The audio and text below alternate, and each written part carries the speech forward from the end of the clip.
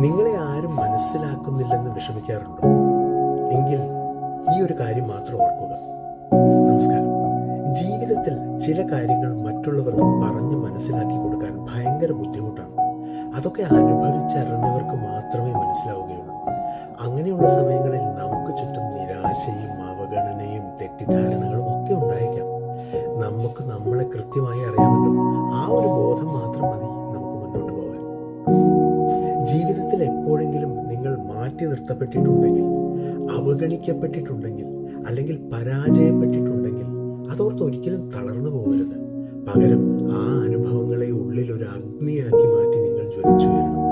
നിങ്ങളുടെ തിരിച്ചറിവ് ഈ ലോകത്തിന് കാണിച്ചു കൊടുക്കണം. ചിലപ്പോൾ ചുറ്റുമുള്ള ഒരുപാട് പേരുടെ ആഗ്രഹങ്ങൾ സഫലമാക്കാൻ വേണ്ടി നമ്മൾ കുറച്ച് സഹനങ്ങളൊക്കെ ഏറ്റെടുക്കേണ്ടി വരും. പക്ഷെ ഒടുവിൽ